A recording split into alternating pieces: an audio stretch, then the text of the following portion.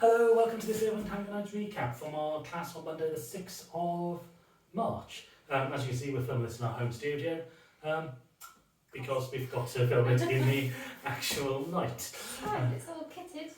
So that's why Alison's wearing this one Ready to dance it. t-shirt. But you've got overtime night, so Yeah, so we're still all valid. valid.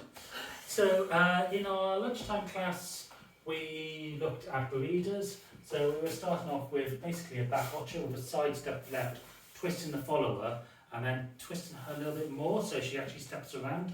So normally we could take this into back ocho. But what we were doing then is leaving her in this position. I was moving my right foot, putting it on the inside ball of my follower's foot. So I'm sliding around so I don't step on her, putting my knee on the other side of her leg and extending it into Barridas. And she can push my foot back. And I'm talking about the importance of following this foot with my chest so we stay connected. When we want to come out of this, if I twist my chest to the left, I'm basically in a Barridas position, and so you can step through and I can take it into forward ochos.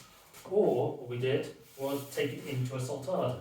So I could step her over my leg and move my chest around to my left, to my right, but my left hand is going out. I can take this over her head. Important for the follower that she keeps her feet where they were, so I can then Barrida her, and then we can basically turn this into a chain. So look out for a special workshop I'll be coming up, I'll include these very soon. Preview. Yeah, I can't say too much more about that at the moment.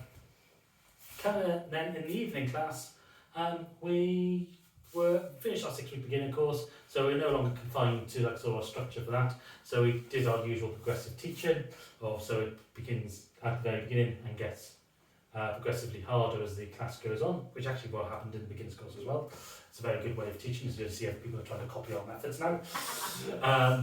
But what we taught in this class, we'll start off with some back Boleos, so side stepping to the left, twisting our follower and rebounding back, so we get this nice smooth Boleo action from the follower, so she's got no tension through her knee.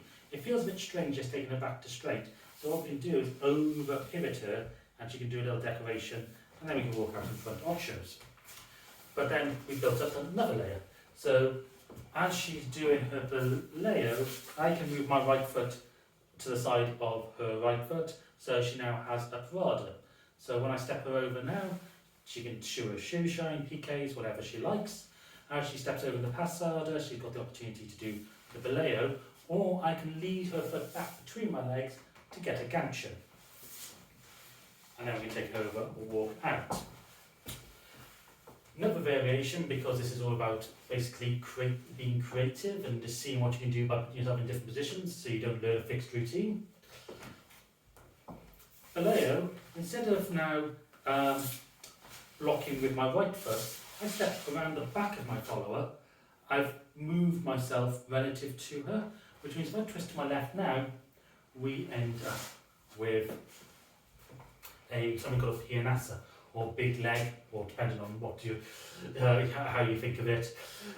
So that was the class. We did finish off by teaching a lift, and we're not going to show that in a recap video because we don't want people basically trying to use this as a teaching tool, and therefore If you're going to be doing any lifts, you need someone to be spotting you and supervising you. and you also need to be taught this properly to do it safely. So hence why we're not sticking it in the recap video. You have to come to class for that.